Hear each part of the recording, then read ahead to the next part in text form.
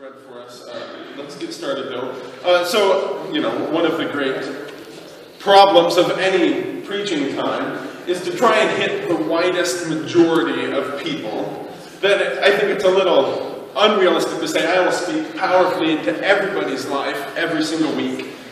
There are just going to be some sermons that you're like, well, that was nice, but it doesn't speak to me. So I want to know how many I'm speaking today. So how many of you have ever faced difficulties or trials or unfortunate circumstances of any kind? 40% of you, this will be relevant for. So this side, you guys can just tune me out. You guys' life is perfect, apparently. I will just face this way. It's the problem, people. So Jonah chapter 2, he finds himself, remember last week, he was running from the Lord. And we said, first of all, for God's gathered people, there needs to be a couple foundational things in place. One of those is the ability and the capacity to hear the word of the Lord.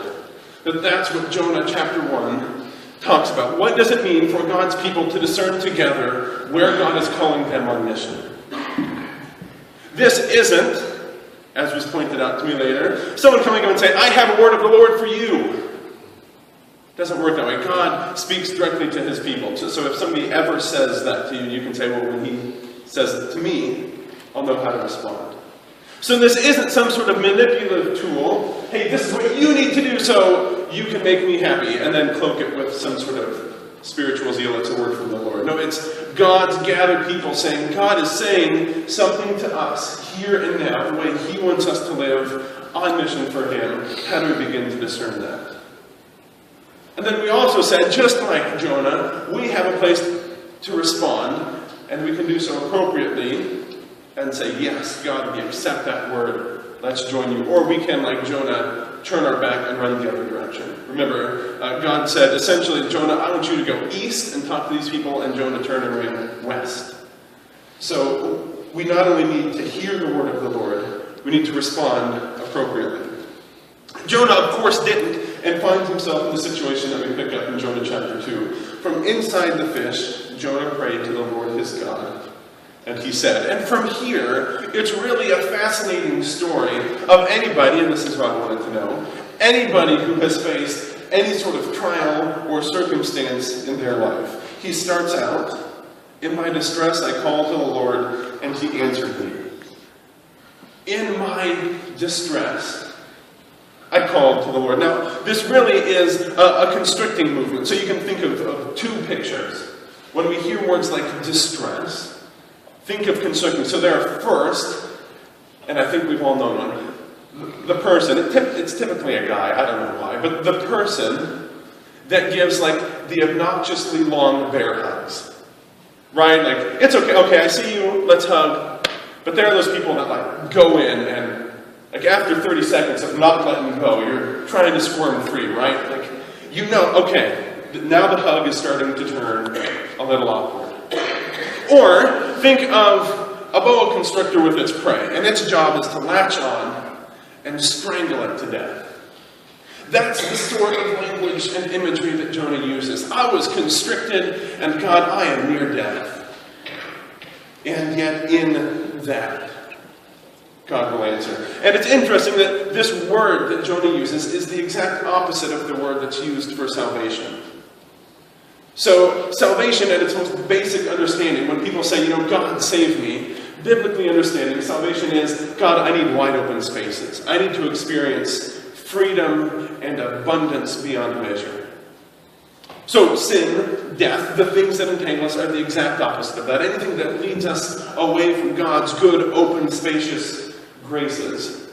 Anything that begins to constrict us, that takes life away from us, is causing our distress. And then Jonah is going to continue. I was near the grave. God, I am at the face of my own grave, getting ready to fall in dead, and I need you to speak life into me. Jonah, I was hurled into the deep, to the very heart of the seas, and the currents swirled about me. Now, for a land-based people, which the Jewish people were, the sea was something terribly, terribly intimidating. Not many people know how to swim in the middle of a desert. And if that's all you know, then when you're faced with open water, that's the most unimaginably out of control that your life can be. So Jonah says, God, I am being constricted. I'm standing at the foot of my own grave, and I've got absolutely no control right now, and quite frankly, I'm scared. Jonah's prayer to God is that guttural cry when we face our own fear, when there's something in us that says, this is not how it should be. There's something in this world that just isn't sitting right. And though only 40% of you raised your hand, I'm going to go ahead and take a guess. Most of you have been in that position at one point in time in your life or another. Man, I planned and I plotted and I dreamed and I put everything on a neat little flow chart about how my life was going to work out, and it could not get any further from that right now. God, where are you? You see, what we see in Jonah's life is a reaction. What we see in Jonah's prayer is a reaction to life. And so we're essentially faced with two options. Jonah last week had the choice: do I want to hear the word of the Lord and obey it, or do I want to hear the word of the Lord and run away? And this week we're faced with Jonah's prayer, the reality that when our life is not turning out the way we had envisioned, do we try harder in our own merits to succeed and gain status? Or do we choose to say, if this is God's path, I'm going to go there? Jonah says, God, my life is ebbing away. And this idea of your life ebbing away, you're at the foot of your own grave. Your life is chaotic and messed up. And this idea of life ebbing away is descriptive of the individual when he observes that his circumstances are beyond his control and becomes aware of his separation from God. And as a result, he feels overwhelmed. So Jonah, stuck literally inside of a giant fish, and things could not be going more wrong. He says, God, how on earth did I get this far away from you? One simple little choice of preference: God, I don't want to go to those people. God, those are my enemies. I can't go preach grace to them. Jonah's one act of stubborn defiance finds himself at the foot of his own grave. The lost child realized just how lost he was. If you've ever had that panic moment of, my child's not right by my side. That's the sort of feeling that Jonah gets. You know, you're in a giant supermarket, you're at Six Flags, you're somewhere out in public, and all of a sudden, they're gone. That sort of panic-stricken grief is what is captivating Jonah's life right now. And where do you turn? Where do you go? What are your options when you are faced with a life that just frankly sucks? What are you going to do? How are you going to respond? Verse 4, I have been banished from your sight. And then here is Jonah's continual response. For every negative thing that is going on that Jonah highlights, he comes back with a positive. I have been banished from your sight, yet I will look again towards your holy temple. To the roots of the mountain I sank down, the earth beneath me barred forever. Verse 6, but you, Lord my God, brought me up from the pit. When my life was ebbing away, when I looked up and realized just how much separation there was between us, I rose prayers up to you in your temple.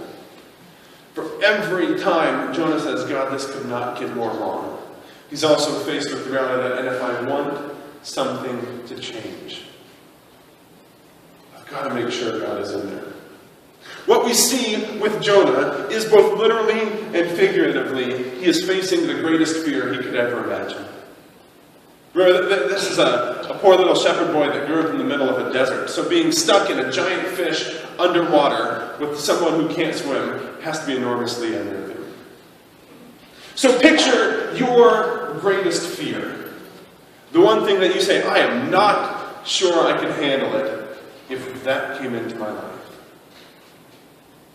And that is where Jonah finds himself. Not the daily aches and pains of, boy, I wish I had a little bit more money. But the most fearful, grief-stricken, panic-inducing moment you could possibly imagine. And there lies Jonah. And so, the two options are, I'm standing at the foot of my own grave, Jonah says. Am I going to jump in and just accept death? I accept to be overwhelmed. I don't even want to try anymore. Or will I turn my face towards God and say, if anybody can save me, it's got to be you. And Jonah makes the right choice. In chapter 1, he made the wrong choice. Jonah hears the word of the Lord to the people that you hate the most. Go and preach grace. Jonah says, I don't think so. I'm out of here, God.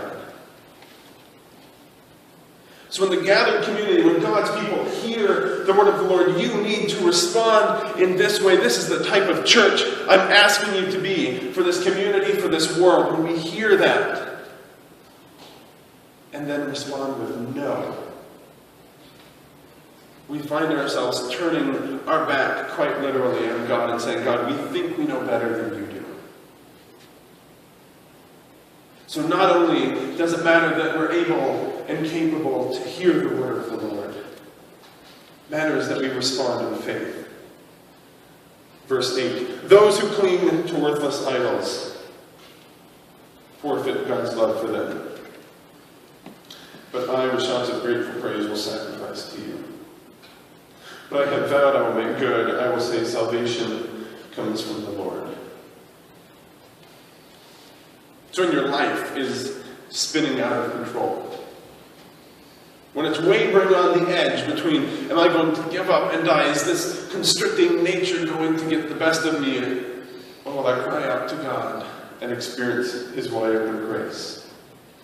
When you are faced with that moment, Jonah says there's really only one correct choice to make. You can either attempt to fix it, and by the way, that's the wrong choice, or you can cry out to a God of salvation. You can cry out to the God who time and time again, in the little things of life, has proven himself faithful, and trust him with the big things. And then Jonah picks some interesting descriptors of that. Those who cling to worthless idols, he says. Worthless idols, if you've ever read the book of Ecclesiastes, just a little bit back, he opens with, meaningless, everything is meaningless. And that meaningless is the same word that Jonah uses to describe vanity. Other translations in Ecclesiastes say vanity. Pointless is essentially what the writer of Ecclesiastes and Jonah are trying to tell us. If you try to do things in your own power, if you think that there are things in this world that can save you, they're all pointless. And those who cling to them are going to end up killing themselves. And everywhere throughout the Old Testament, it's an interesting read, go, and everywhere there's a false god described in the Old Testament. You know, maybe it's Baal or Asherah, one of the other false gods that Israel often gets accused of worshiping. Two things always happen.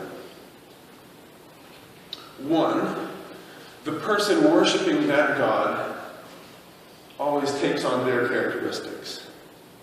So, for example, Baal was an angry, sacrificial god, and the people that worshipped him became angry and sacrificial of each other.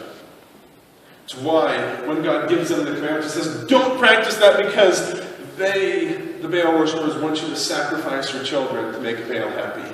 I'm not that type of God.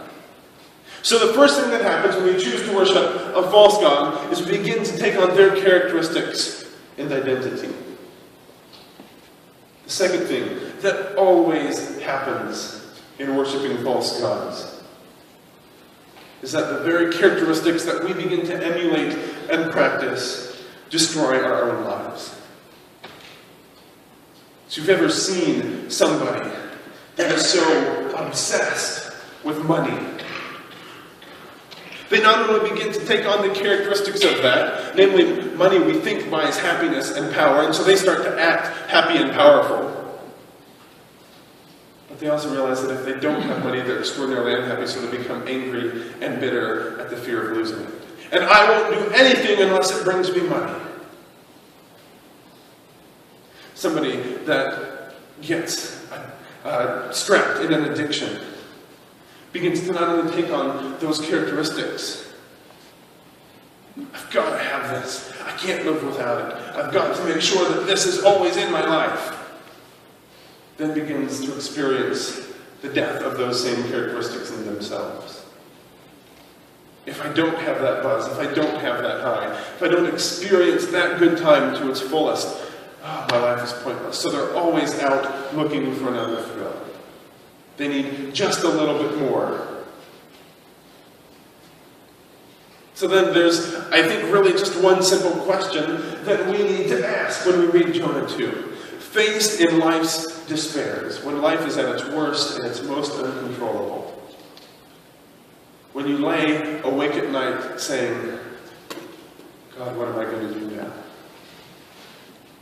When you're faced with uncertainty, does the God that you claim to worship bring you life in that situation or bring you death? That's it. That's the question to ask. When I am faced with troubles that are beyond my control and not the way I had planned my life, do I experience life? Do I experience God's liberation and wide open spaces of grace? Or do I experience that constricting feeling? Does it get hard to breathe? Do I become fearful and respond negatively? Because Jonah teaches us, if you are not experiencing that life, you're worshiping a false god. Notice this doesn't, by making the right choice, it alleviates all your problems. That's not what Jonah says. By choosing to worship the right God, doesn't mean this stuff magically fixes itself. But it does say, in the midst of that, there's something underlying in our own spiritual lives that allows us to say, look, my life is not the way I had planned it. But you know what? God's getting glory through this. It's interesting to note. At no point in his prayer does Jonah ask to be delivered. At no point in this does he say, God, I get it. Take all this stuff away from me. I'm ready to be done with it. I'll listen to you. At no point does Jonah say, God, you got your point across. I'll go. No, instead what Jonah says is, God, if this unknown, watery, scary grave is what you have for me, I'm ready to go. God, I don't know why or how I ended up like this, but I realize now I can't run from you. And if I have to choose between running from you or dying while worshiping you, God, I want to die while worshiping you. I lift my eyes up to your holy temple, God. I praise you in your holy temple. I may be stuck in this fish forever, God, but I can still praise you. Jonah never once said, all right, God, take this away from me. You've proven you're bigger and badder and tougher than me, and I can't run from you, so I get the point. Let me go. And Jonah just says, all right, God, you have taught me that in the midst of anything and everything that goes on, no matter how scary, no matter how fearful, no matter how nauseating, God, I can still praise. I can still choose in the midst of those moments to say, God, I want to be with you. And only then does Jonah get spit out. But he never makes that appeal. He never says, God, could you let me go? God, this is too much for me. God, I can't bear this. You see, there's this myth that we need to, that we sort of pass on to each other. Well, God will never give you more than you can bear. That's not true at all. God precisely gives you more than you can bear, so that you can learn to trust him. Because if you never get more than you can bear, you're always doing it in your own power. You're trying to pull a Jonah and say, God, I think I know better than you. I got this. You want me to go to my enemies and preach grace? God, that's not really a good message. I'll go to my friends and preach grace.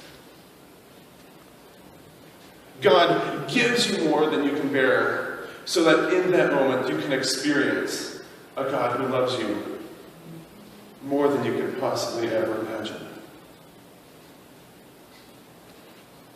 So when you're faced with those circumstances, what is your first response?